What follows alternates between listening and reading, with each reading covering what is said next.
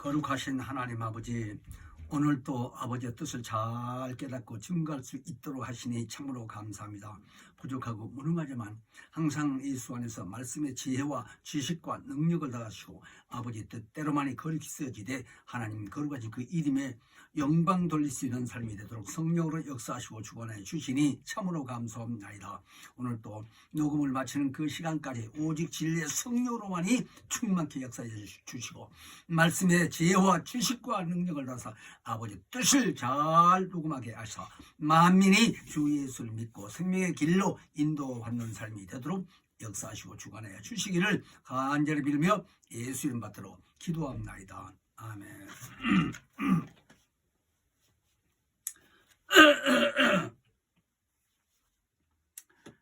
사도행전 2장 37절로 42절까지 말씀을 상고하겠습니다.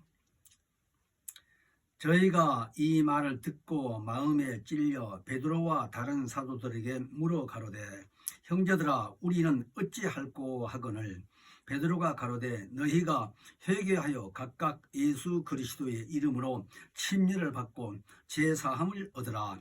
그리하면 성령을 선물로 받으리니 이 약속은 너희와 너희 자녀와 모든 먼데 사람 곧 주 우리 하나님이 얼마든지 부르시는 자들에게 하신 것이라 하고 또 여러 말로 확증하며 권하여 가로되 너희가 이 패역한 세대에서 구원을 받으리라 하니 그 말을 받는 사람들은 침례를 받으며 이 날에 제자의 수가 3,000이나 더하더라.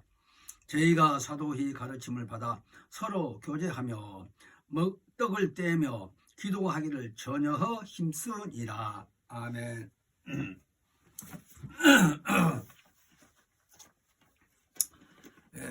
오늘은 사도행전 2장 37절로 42절 말씀을 상고했습니다. 이 말씀을 통해서 회개하여 성령을 받으라 라는 주제로서 말씀을 전해드리겠습니다. 거기 38절에 보면 사도행전 2장 38절에 보면 베드로가 너희에게 회개하여 각각 예수 그리스도의 이름으로 침례를 받고 제사함을 받으라. 그리하면 성령을 선물로 받으리니 그렇게 기록되어 있습니다. 그러니까 사도행전 2장에서 전체를 보면 성령 충만한 사도들이 살아계신 예수를 증거하고 많은 표적과 이적이 따르는 이런 내용들을 보고 많은 무리들이 모여서 말씀을 듣고 그랬을 때에 성령의 충만한 사도 베드로가 하는 말이 외치기를요 얼마나 충만하고 얼마나 담대히 했던지 그들이 그 말을 중간을 듣고서 예수에 대한 말씀을 듣고 마음이 찔려서 왜 그들 손으로 예수를 붙들어다가 죽이고 죄인 취급하고 이런 사람들이기 때문에 무슨 말이 나오나 하고 또 베드로를 한편으로는 죽이려고 모여든 사람도 많이 있었겠지요. 그러나 성령 충만해서 담대히 예수가 하나님의 아들이심을 증거할 뿐만 아니라 그가 죽은 자 가운데서 하나님을 다시 살리시고 보좌에 앉으시고 그 이름으로 오신 성령이 충만함으로 우리가 이렇게 예수를 증거한다는 내용으로 말씀을 증거할 때 그들 마음속에 찔리지 않을 수가 없었어요. 감동은 감동대로 받을 수밖에 없겠고 왜 성령의 역사하시기 때문에 감동받고 양심이 있는지라도 저기들이 그런 줄 알았으면 죽이지 아니했을 건데 라는 생각도 했겠지요. 그래서 결론은 그들이 사도들에게 물으면서 우리는 그럼 어떻게 해야 되느냐는 식으로 어찌할꼬 하고 물은 겁니다. 그랬더니 베드로가 다시 말하기를 너희가 각각 회개하여 예수 그리스도의 이름으로 침례받고 그리고 제사함을 받으라. 그리하면 하나님이 너희에게 성령을 선물로 주시린다 라고 얘기를 하신 겁니다. 그러므로 오늘날 우리가요 하나님을 섬긴다 하면서 정말 그때 초대교회처럼 철저히 회개할 수 있는 마음 자세가 참으로 중요합니다. 그러므로 오늘 이 말씀을 통해서 성령은 하나님의 영이시다라고 우린 잘 아셔야 됩니다.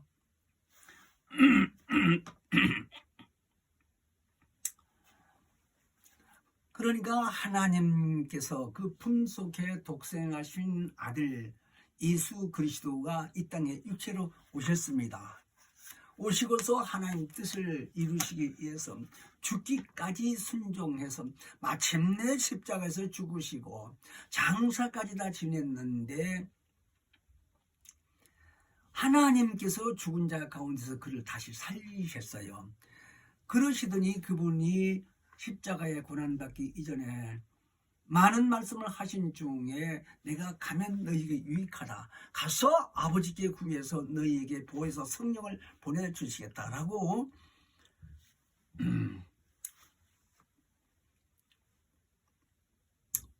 저녁을 먹은 지가 얼마 안 돼서 바로 시작하려니까 좋지 않네요.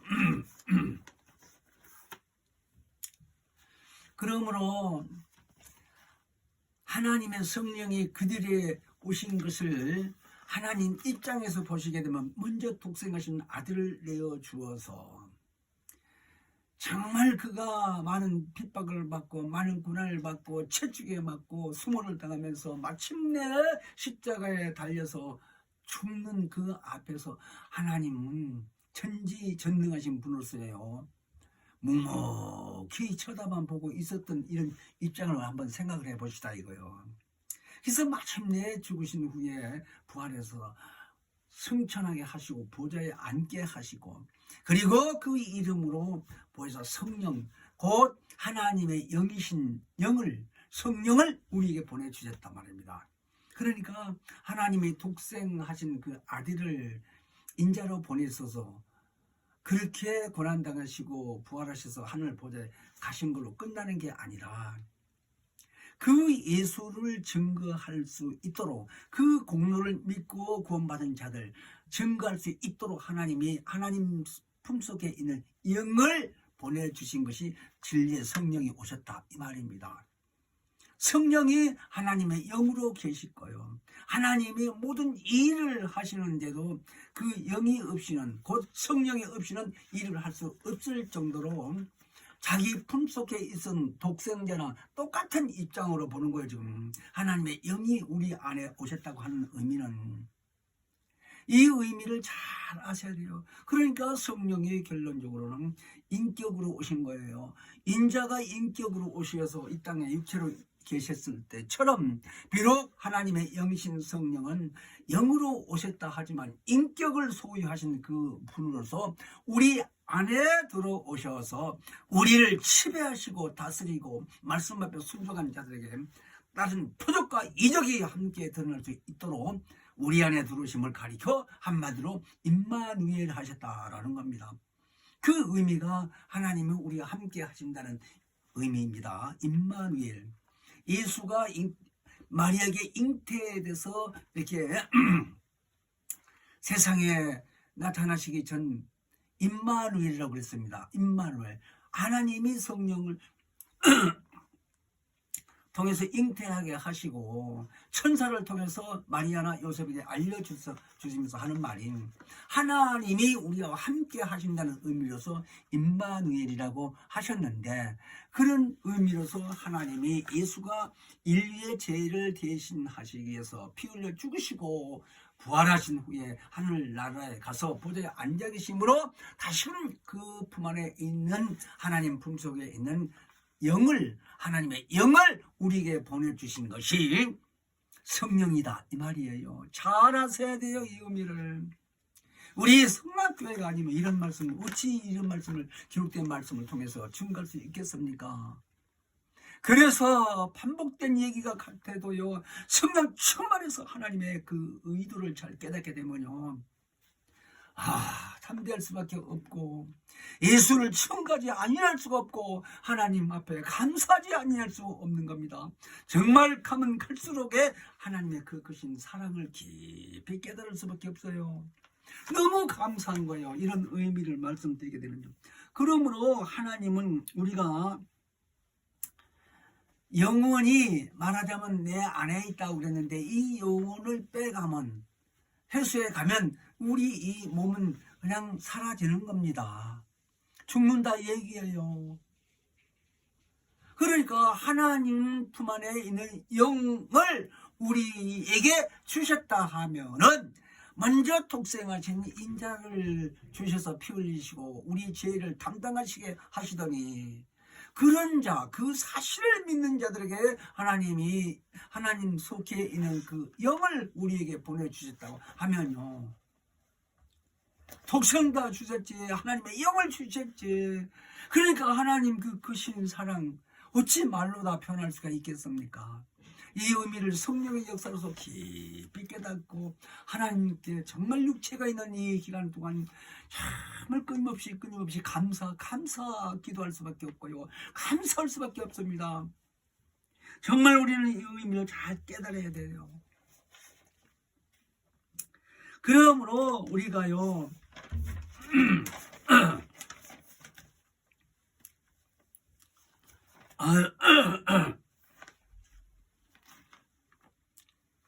하나님께서 독생자를 이 땅에 보내실 때에 하나님의 아들이시다라고 해서 뭐 체격이 크고 아니면은 뭐 천군 천사들을 동원해서 오시거나 희한하게 오신 이런 의미가 아니고요. 구약에서 이사야 선지자 53장에서 쭉 보게 되면요, 정말 마른 땅에서 나온 줄기처럼 인품도 없고 보잘것도 없고 힘내는 이 땅에 와서 후진 그 나사렛 동네에서 살고 이런 사람, 그러니까 볼품도 없고 흠모할 만한 이런 눈으로 볼 수 있는 환경이 아니다 이 얘기예요. 그 무엇을 보든지 그 시대에 나타난 이 청년님, 정말 나사렛 그 동네라면요 후진 곳이라는 거예요. 그 지역성 아주 낙후된 동네라 이 말입니다.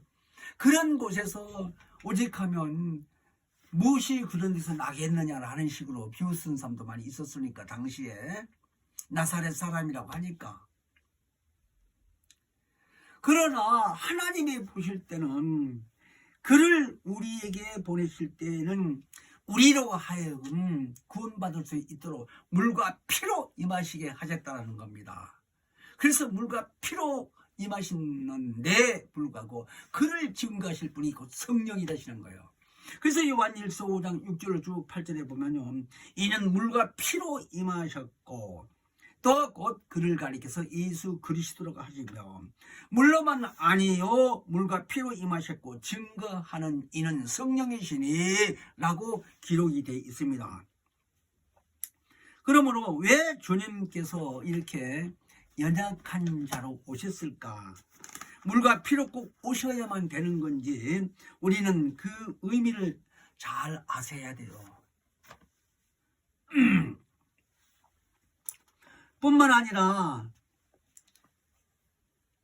우리를 가리켜 오셔서 하신 말씀이 인자께서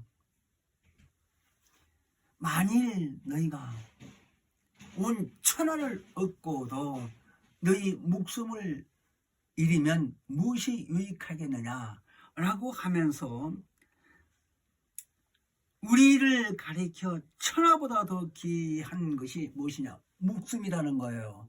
그렇지요. 우리가 아무리 복을 많이 받았다 할지라도 내 목숨이 끊어지면 그건 내 건 아니잖아요. 그런 의미예요. 그러니까 천하를 받고도 우리 목숨이 끊어지면 그 무엇이 유익하겠느냐고 하신 말씀을 깊이 생각을 해봐야 돼요. 그래서 하나님께서 우리를 천하보다 더 귀한 목숨을 우리에게 주셨지 않느냐 이 얘기입니다. 그러니까 세상에서 바랄 것 없는 더 하늘과 땅에 이 모든 것을 다 주신 것보다 더 귀한 목숨을 우리에게 주셨다는 거예요. 목숨. 그래서 우리는 육체로 오신 이 예수께서 왜 연약한 그 육체에서 물과 피로 오셨느냐는 거예요. 이런 의미를 잘 이해를 하셔야 됩니다. 그러므로 예수께서 이 땅에 오셔서 우리를 위해서 십자가에 고난당하신 것을 통해서 하신 말씀이 그 은혜를 인하여 믿음으로 말미암아 우리가 구원을 얻었나니 이것이 너희에게서 난 것이 아니요 오직 하나님의 선물이라라고 에베소서 2장 8절을 그렇게 말씀하셨는데요. 왜 하나님의 선물로 주셨느냐 이거예요. 생각해 보십시다. 왜 값없이 선물로 이렇게 주셨을까? 선물은 값없이 그냥 공짜로 갖다 준다라는 의미예요. 말하자면 그런 의미로 왜 값이 없이 그 고유하신 피를 아니 무죄하신 다음 피를 우리 영생하고 우리에게 생명을 주신다고 하는 그 피를 왜 값없이 준다 하는 거예요. 그러니까 하나님이 보실 때에 하늘과 땅을 만드신 하나님의 아들 예수 그리스도께서 인자로 이 땅에 오심에 대해서 하나님은 잘 아시잖아요. 우리는 몰라도 의미를. 그러니까 하늘과 땅을 만드신 예수 그리스도라고 하는데 하나님 품에 있을 때 같이 만들었어요. 같이 일을 했다 이거예요. 자, 그런 분이 이 땅에 오셔서 몸을 다 우리 인류를 위해서 희생시키시는데 이 땅에서 무엇으로 그 대가를 치를 수 있겠습니까? 없다 얘기해요. 하늘과 땅을 만드신 그분 앞에서 무엇으로 그분의 대가를 치를 수 있겠느냐. 그러니 거저 줄 수밖에 없는 거죠. 그래서 선물로 주셨다고 하는 거예요. 값없이 선물로. 이런 의미를 우리는 잘 이해를 하셔야 됩니다.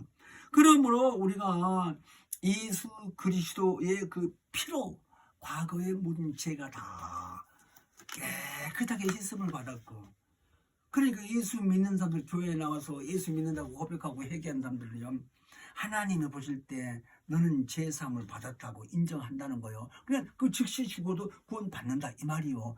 왜 죄가 없다고 하시니까. 하나님이 보실 때 죄가 없다고 하면 끝나는 거 아니에요? 하나님이 만물을 지으시고 인간을 창조하신 분인데, 그래서 우리는 그런 의미를 잘 알게 돼야 되는데, 그러므로 하나님이 우리에게 물과 피로 임하신다라고 하신 의미를 잘 깨달아줘야 돼요.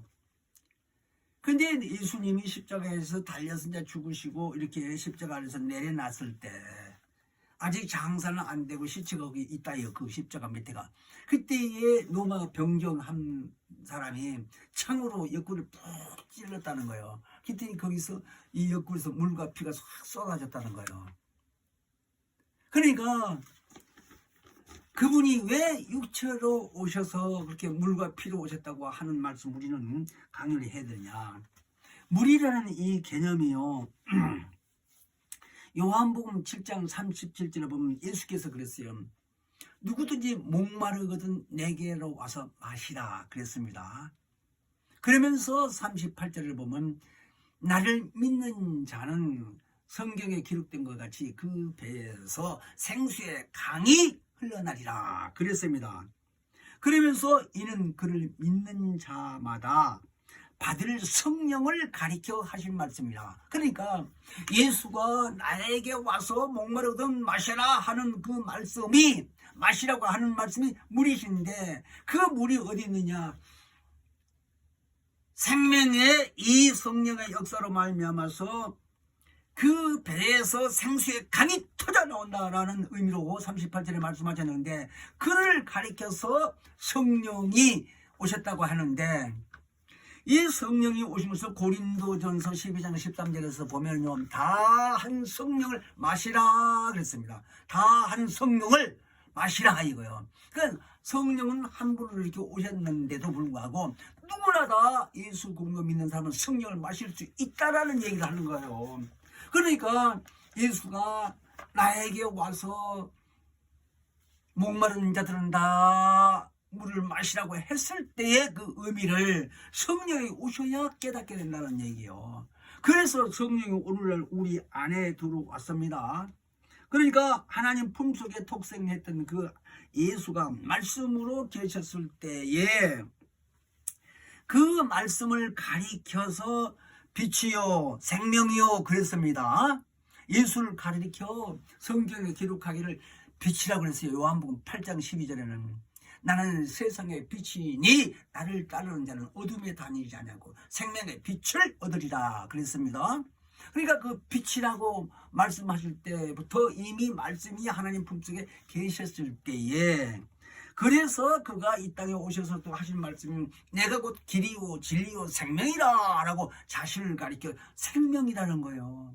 그러니까 그 물과 피로 오신 그 육체를 가리켜 내 살을 받아 먹어라, 또 내 피를 받아 마셔라, 이렇게 요한복음 6장 53절 이하에 말씀을 하셨지요. 그래서 내 살을 먹고 내 피를 마신 자는 그 속에 생명이 있다. 그리고 마지막 때에 예수가 다시 다 살린다는 거예요. 그런 의미를 말씀을 하시고 마침내 그를 증거하실 분이 진리의 성령이 오셨다 이 말입니다. 그래서 성령 받게 되게 되면 생수의 강이 흘러나듯이 기쁨이 이 뱃속에서 한없이 솟아나온다는 거예요. 그러니까 세상에 아무리 훌륭한 것을 만나고 훌륭한 일이 있었다 할지라도 그 기쁨이란 건 지속될 수가 없어요. 그렇지 않겠습니까? 물질이 아무리 많이 있고 기쁨이라도 그 기쁨이 얼마나 가겠어요? 아니 출세를 해서 훌륭한 사람이랄지도 그 기쁨이 얼마나 가겠느냐고요. 나는 그런 사람을 봤어요. 그 전에 우리 어렸을 때에 들은 얘기인데요. 인민군들이 북한군들이 남침을 해가지고 내가 시골서 살았는데 그 시골까지 왔어요. 근데 잘 때도요 신발을 제대로 안 벗고 군화끈 이렇게 신고 자는 사람, 권총 쳐고 자는 사람, 뭐 이런 사람이 있는 거예요. 그러니까 얼마나 그 전쟁 시대니까 물론 그런다고 생각하겠죠. 그러니까 그들이 그 중에서 계급이 높고 아니 이 남쪽 끝에까지 쳐들어갔다 해서 승리한 것 같은데도요 불안한 거예요. 맨날 마음은 언제 죽을지 모르니까. 그런 것처럼 사람이 이 땅에 살면서 말입니다. 아무리 출세라고 돈이 있다 할지라도요, 아니 사업적으로만 보들지 할지라도요, 대기업의 대주주가 되는 사람들이 아니 마음이 항상 편한 거 아닙니다. 신경을 우리보다 더 써요. 그 회사의 직원들보다 신경을 더 쓴다니까요. 그러니까 그런 사업을 하지요. 머리가 하나인데도요 몇 배나 더 쓰는 거예요. 머리를 보통 사람하고 비해서. 그런 입장에 우리는 잘 생각을 해봐야 돼요. 그러므로 우리는 예수께서 이 땅에 오셔서 하신 말씀을 잘 이해해야 되는데, 예수 그리스도의 이 육체로 오신 그 피는 우리 죄를 사하여 주시는 피가 되는 겁니다. 근데 예수 그리스도의 부활하심은 우리가 영생을 이루는 이 생명을 우리에게 주신 거라 하는 겁니다. 이 의미를 잘 깨달아야 돼요. 그러니까 예수가 와서 피 흘려주신 것은 우리 죄, 과거의 아담으로부터 원죄가 있다고 그랬죠. 이 모든 죄를 자복하고 회개함으로써 예수 믿는 자들에게는 다 그 피의 효력이 있어서 깨끗하게 씻음 받았다는 거예요. 그런 사람으로서 이 땅에 사는 것 자체로 해서 끝나는 게 아니라 생명을 얻기 위해서 영원히 하늘나라에서 영생할 수 있도록 우리에게 부활의 소망을 주신 거예요. 예수가 오셔서. 그래서 예수 부활하심으로 우리에게도 부활할 수 있는 자격을 우리에게 주신 거 아니에요. 그런데 그 부활할 수 있는 자격을 누가 역사에서 부활하게 될까? 최종적으로 하나님의 성령. 그래서 예수님이 이 땅에 계실 때 자꾸 하신 말씀이 내가 가야 너에게 유익하다. 내가 떠나가지 아니하면 너에게 보혜사 성령이 오시지 않는다고 하시더니 마침내 부활하시고 이제 성천하신 10일 만에 오셨잖아요. 성령이. 그래서 초대교회로부터 시작해서 오늘에 이르기까지, 아니 예수님이 공정제임 하실 때까지 성령 충만하며 예수 공만 믿고 자꾸 회개하고 믿는 자들에게는 자꾸 진리의 성령이 오신다는 겁니다.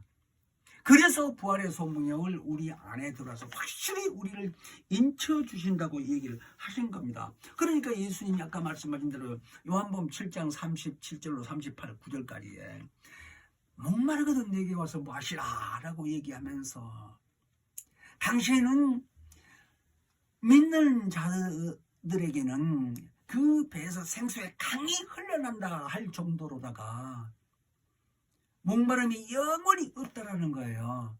근데 이것을 실제 목이 타서 물이 마는 그런 의미가 아니고 영적인 것을 말씀하신다는 걸 잘 아세요. 그래서 39절까지는 성령을 얘기하신 거예요. 성령을 가리켜 말씀하신 거라고 알려주고, 그래서 한 성령을 다 마시라고 고린도전서 12장 아까 말씀 드린 거 아니에요. 그러므로 성령이 어떤 역할을 하신 걸 우리는 잘 아셔야 돼요. 그래서 하나님 품속에서 독생하신 그 예수께서 물과 피로 오시고 부활하셔서 다시금 우리 안에서 성령이 계시게 하신 수 있는 성전을 만드셨다고 쉽게 말하면 표현할 수 있을 것 같으네요. 왜? 하나님 아버지께서 나오신 진리의 성령이 우리 안에 거하신다고 했는데 예수 공로를 믿지 아니한 자들에게는 성령이 오시지 않는다고 그랬어요. 요한복음 14장 18절을 쭉 보면은. 근데 우리는 성령을 받았다 이거. 자, 성령을 받았다고 말을 한다면은 분명히 성전을, 하나님의 성령이 오래 있을 수 있도록 성전을 만드시고 가셨다고 하는 의미가 가장 가차올지도 몰라요. 그 의미가 성령 오시게 되는. 그러니까 누가 아무래도 성령 받은 자는 내 안에, 내 영혼 안에 성령이 거하시다 계시다라고 인정한다 이거예요. 근데 오늘날 많은 사람들이요, 예수께서는 하나님의 독생자로서의 이 땅에 육체로 오신 것을, 인격이 있으신 것을 인정합니다. 기독교인들은. 불신자들은 아예 말할 것도 없고 예수를 모르니까 안 믿으니까요. 근데 기독교인들이 예수가 오신 것을 인격으로 오셨다는 걸 믿는데 하나님의 영이 우리 안에 오신 것은요, 인격으로 오신 것으로 무엇이에요? 뭐가 하나다 이거예요. 확실치가 않으니까. 인자가 왔을 때는 육안으로 볼 수 있는 인체로 왔잖아요. 근데 보이지 않는 하나님 영이 우리 안에 오셨다고. 아니 또 그 시대라, 이 시대가 그렇게 얘기를 하면요, 인정을 안 해요. 그게 100% 무시하는 것밖에 안 되는 거예요. 이게 얼마나 무서운지 압니까? 그러니까 예수가 다시 가서 우리에게 오신다면 우리하고 함께 영원히 임마누엘이 되신다고 하셨는데, 요한일서 5장 4절로 쭉 이렇게 5절에 보게 되면요, 그랬습니다. 하나님께서 난 자마다 세상을 이긴다고 그랬습니다. 그래서 세상을 이기면 무슨 의미냐? 우리의 믿음이라고 하는데, 이 믿음이라고 하는 것이 예수 공로를 믿는 것을 말을 하는 거예요. 그러니까 요한일서 5장에서 또 보게 되게 되면요, 누구든지 하나님의 아들이 없는 사람은 구원을 못 받는다는 거예요. 그러니까 구원을 받는 것이, 왜 구원을 받냐? 예수 믿음으로 구원받는데 예수가 그냥 십자가에 못 받고 부활해서 가셔서 끝난 게 아니다. 우리 안에 다시 오셨다니까, 성령이 오심으로 그 이름이. 그래서 요한일서 5장에는 우리가 하나님 아들이 우리 안에 있는 것을 하나님이 아시는데, 그런 사람들에게는 생명이 소유돼 있고 그런 사람들이 이 세상을 능히 이길 수 있다라는 거예요.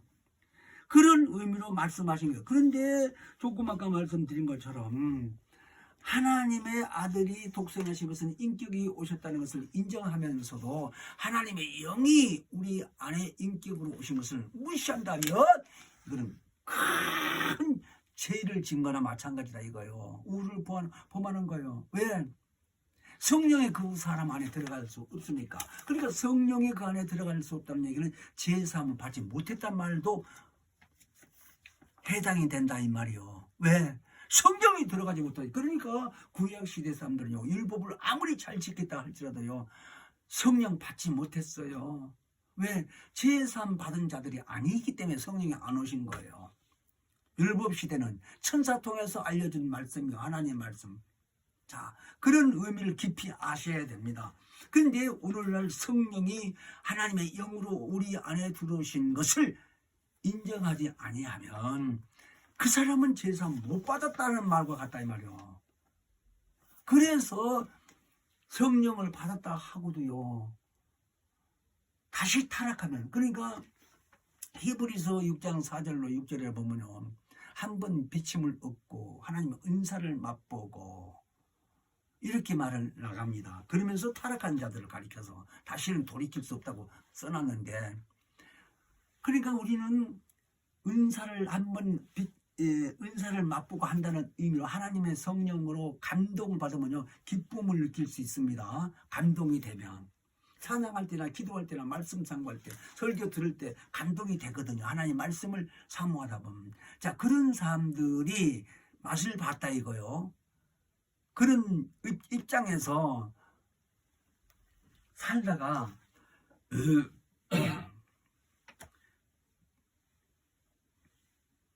타락하면 다시 돌아올 수 있는 길이 없다는 거예요. 회개할 수 있는 길이 없다는 거예요. 히브리서 6장 4절 이하에 그렇게 말씀을 하셨어요. 그러므로 우리는 정말 오늘 말씀하신 이 사도행전 2장에서요, 34절 보게 되면 하나님의 오른손으로 예수를 높이시고 그가 약속하신 성령을 아버지께 받아서 너희 보고 듣는 이것을 가르쳐줬다는 거예요. 우리에게 주셨다는 거예요. 자, 그런데도 우리가 하나님의 말씀을 듣고 깨닫지 아니하고 깨달으려고 노력하지도 아니하고 회개 기도 많이 하면서 성령을 사모하지도 않는다면요 어떻게 되겠습니까? 그냥 하나님이 보실 때에 알곡과 비유한 그 쭉쟁이 같은 벼 이파리에서 볕대에서 솟아나서 열매를 맺었는데 추수하기 전에 가라지가 돼가지고 추수는 같이 해서 들어가는데 날아가 버리는 거예요. 결론은 알맹이가 없어서 바람에 날아간다 이거예요. 알곡을 모아서 곳간에 들이는데 그 쭉쟁이 이거는 날아가서 꺼지지 않는 불에다 태워버린다는 거예요. 그런 의미를 예수님 말씀을 하셨는데요. 우리가 지금 그런 의미를 깨달아야 될 것은 뭐냐? 베드로가 이렇게 이 본문에서요 37절에 말씀하시기를 이 말을 듣고 마음에 찔려 베드로 말을 듣고요. 그러면서 우리는 어찌할꼬 이렇게 고백을 하는 그 말을 듣고 베드로가 각각 회개하여 예수 그리스도의 이름으로 침례받고 제사함 받으라. 그리하면 성령을 선물로 받으리니 그랬다 이거예요. 그래서 그들이 다 침례를 받고 이렇게 제사함 받고 그날 이렇게 친교가 이루어지는데 침례 받은 자들이 하루에 3,000명이 됐다는 거예요. 사도행전 2장에 보면요 38절에. 그러니까 이 얼마나 많이 모였으면 거기 온 사람들이 다 받았는지를 모르겠는데 나온 사람들도 있는지 모르겠는데 일단 여기 써진 것은요 침례 받은 자들이 하루에 3,000명이라면요 300명도 아니고 3,000명 베드로의 설교를 듣고 그랬다 이 말이에요. 얼마나 성령 충만한 시대였으면 그렇게까지 됐을까 하는 거예요. 그래서 우리는 하나님 전지전능하신 말씀을 잊지 마시고요. 구약시대에 이 신앙은 양심은 있었어도 죄를 사함 받을 수 없었기 때문에 성령이 임할 수 없었던 것처럼 이 지금 신약시대에서도요 분명히 성령이 임하지 아니한 믿음의 식구들이 얼마나 많습니까? 이게 문제라 이 얘기입니다. 그러므로 예수님이 이 땅에 계시면서 죽기 전에 말씀하시기를 요한복음 16장 9절에는 죄에 대하여라 하면 저가 나를 믿지 아니하며 라고 기록되어 있습니다. 죄가 뭐라고요? 예수를 믿지 않는 게 죄라는 거예요. 그렇다면 그 죄사함을 받음으로 인해서 성령을 모셔야 되는데 예수 말씀하신 대로 성령 받지 못하는 자들은 죄인이라는 얘기예요. 죄인 아직도. 그 의미를 잘 아셔야 됩니다. 그러므로 우리는 철저히 해결해야 돼. 해결을 언제까지 어떻게 어디까지 이르러서 해결해야 될까? 성령 충만하게 될 때까지 해결하라는 거예요. 그러니까 방언기도 많이 하는 사람은 성령 충만하다고 지난번에도 내가 말씀드렸죠. 그래서 성령 충만해서 성령에 의해서 봉사도 하고 성령에 의해서 하나님께 감사도 하고 성령에 의해서도 기도도 하고 그래서 너희는 무시로 기도하라는 거야. 무시는 시간이 없다 이거예요. 아무 때나 길거리에서나 착간에서나 그렇게 생각하시고요.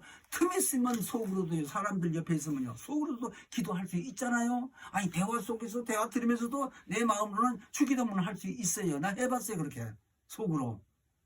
그렇게 하신 말씀 무시로 기도하라는 말은 시간이 있는 게 아니라 그래서 에베소서 6장 18절에 분명히 무시로 기도하라고 써졌고 에베소서 4장 30절에는 하나님의 성령을 근심 있게 하지 말라. 왜? 너희가 구원받는 그날까지 구원을 받았다고 지금 하고 있지만 완성이 안 된 거예요. 부활하지 않았다 이거예요.